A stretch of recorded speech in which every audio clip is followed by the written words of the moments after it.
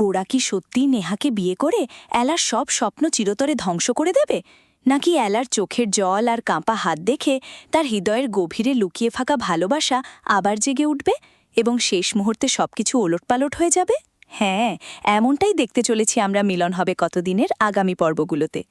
দর্শক বন্ধুরা, যদি আপনারা এখনও ভিডিওটা পুরোটা দেখবেন না ভেবে থাকেন, তাহলে একদম ভুল করবেন না, কারণ আজকের এই পর্বে এমন টানটান উত্তেজনা, এমন আবেগের ঝড় আর এমন রহস্যময় টুইস্ট এসছে যে একবার শুরু করলে শেষ না করে উঠতেই পারবেন না। চলুন তাহলে সোজা ঢুকে পড়ি আজকের পর্বের গল্পে। আগের পর্বগুলোতে আমরা দেখেছি কিভাবে নেহা একটা বিশাল চক্রান্তের জাল বুনেছে। এলার বাড়ির দলিল চুরি করে সেটাকে নিজের কবজায় নিয়ে এসেছে, আর গোরাকে বিয়ে করার জন্য সব কিছু করতে প্রস্তুত। আর এলা, সে তো একদম ভেঙে পড়ার অবস্থায়। কিন্তু আজকের পর্বে সেই চক্রান্তটা আরও গভীরে চলে গেল। নেহা এলা, তার উকিল আর বাকি দলকে ধরে ফেলল যখন তারা দলিল চুরি করতে ঢুকেছিল গোরার বাড়িতে। আর তারপর নেহা যে শাস্তিটা ঠিক করল সেটা তো একেবারে মাস্টার স্ট্রোক। সে বলল, আমার বিয়ের ইভেন্ট ক্র্যাশ করার খুব শখ না ওনার, ওনাকে আমার পুরো বিয়ের ইভেন্টে দাঁড়িয়ে থেকে পুরোটা দেখতে হবে। কাল আমার গায়ে হলুদ, আমার বিয়ে, সবটা বসে ওনাকে দেখতে হবে। এটাই ওনার শাস্তি। দেখুন বন্ধুরা, এই একটা লাইনেই নেহার চরিত্রটা কতটা বিষাক্ত আর কতটা প্রতিশোধপরায়ণ সেটা স্পষ্ট হয়ে গেল। নিজের এক্স বর গোরাকে চোখের সামনে অন্য একটা মেয়ের সাথে বিয়ে হতে দেখে এলা যে জ্যালসি আর কষ্ট অনুভব করবে, সেটাই তো নেহার আসল মজা। আর সে মেঘনা, কৃষ আর রেমোকে স্পষ্ট নির্দেশ দিয়ে দিল, মেঘনা, কৃষ, রেমো, যতক্ষণ আমার বিয়েটা কমপ্লিট হচ্ছে নেহার সাথে, উনি যাতে সারাক্ষণ থাকে চোখে চোখে রাখিস। এটা কোনো পানিশমেন্ট নয়, এটা তো নেহার কাছে প্লেজার। চোখের সামনে বসিয়ে রাখবে যাতে এলা সব সময় দেখতে পারে। এদিকে বাড়িতে গায়ে হলুদের প্রস্তুতি চলছে। ঝাম্মি আর ঐশ সবাইকে তাড়া দিচ্ছে, তাড়াতাড়ি করে হলুদটা বাটো, আগে গোড়া দাদা ভাইয়ের গায়ে হলুদ পড়বে, তারপরে নেহার। নেহাকে ডেকে আনা হলো। তার মুখে যে খুশির গ্লো, সেটা দেখে মনে হচ্ছিল সে সত্যিই জীবনের সব স্বপ্ন পূরণ করতে চলেছে। কিন্তু এলাকে যখন জোর করে ধরে রাখা হচ্ছে, তখন এলা মেঘনা আর কৃষের কাছে হাত জোর করে অনুরোধ করল, প্লিজ আমাদেরকে এখান থেকে যেতে দাও, আমার আর ভালো লাগছে না। মেঘনা সহানুভূতি দেখালো, কিন্তু বলল, ভালো তো আমারও লাগছে না এলা, কিন্তু কি করব বলো, তুমি তো জানো দাদাভাইয়ের কত রাগ। এখানে গোরার চরিত্রটা খুব জটিল হয়ে উঠেছে। একদিকে সে নেহাকে বিয়ে করতে রাজি, অন্যদিকে এলাকে আটকে রাখার ব্যাপারে তার নিজেরও অস্বস্তি। নেহা তো পুরো বাড়িটাকে নিয়ন্ত্রণ করছে। সে সুনেহা চ্যাটার্জির সাথে দেখা করতে চাওয়া একজনকে বাড়িতে ঢুকতে দিল না। বিয়ের বাড়ির অনুষ্ঠান চলছে, কারোর ভেতরে ঢোকার পারমিশন নেই। কিন্তু সুনেহা চ্যাটার্জির সাথে কথা বলাটা খুব জরুরি বলে মনে হচ্ছে, কারণ তিনি হয়তো আইনি ব্যাপারে সাহায্য করতে পারেন। এরপর গায়ে হলুদের দৃশ্য শুরু হলো। নেহা এলাকে জোর করে বসিয়ে রাখল যাতে সে পুরোটা দেখতে পায়। গোরার গায়ে হলুদ পড়ছে, নেহার গায়ে হলুদ পড়ছে, কিন্তু গোরার মুখে কোনো খুশি নেই। তার চোখ বারবার এলার দিকে চলে যাচ্ছে। এলার চোখে জল আর মুখে কষ্ট দেখে গোরা নিজেকে সামলাতে পারছে না। এদিকে এলার দল চেষ্টা করছে কোনোভাবে দলিলের পাসওয়ার্ডটা বের করার। তারা বুঝেছে নেহার ফোনেই সব সেভ করা, কিন্তু ফিঙ্গারপ্রিন্ট ছাড়া ফোন আনলক হবে না।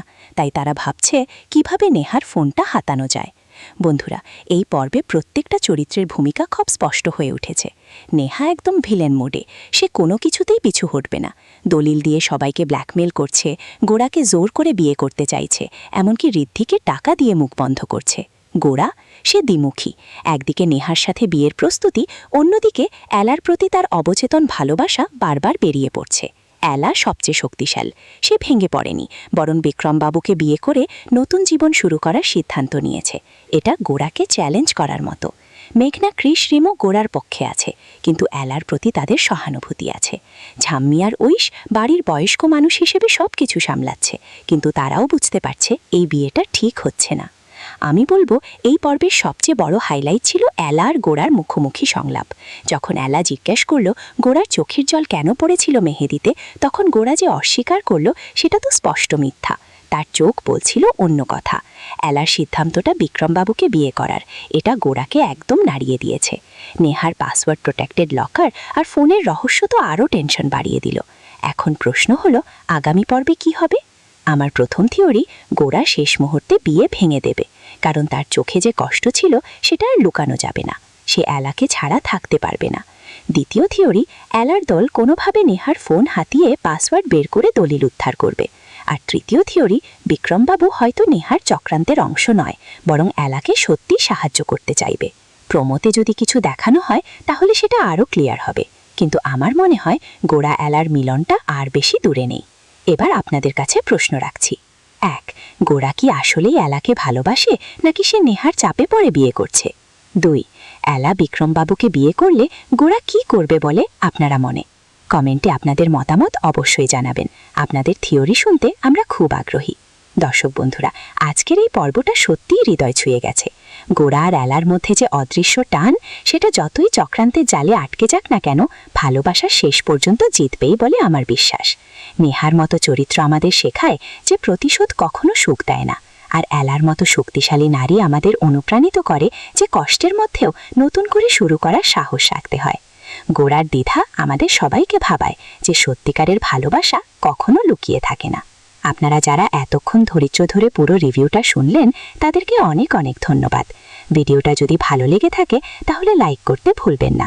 চ্যানেলটা সাবস্ক্রাইব করে বেল আইকন প্রেস করে রাখুন, যাতে আগামী পর্বের রিভিউ সবার আগে আপনাদের কাছে পৌঁছে যায়। ভিডিওটা আপনাদের বন্ধু-বান্ধব আর পরিবারের সাথে শেয়ার করুন। আগামী পর্বের রিভিউ নিয়ে আবার হাজির হব। ততক্ষণ ভালো থাকুন, সুস্থ থাকুন।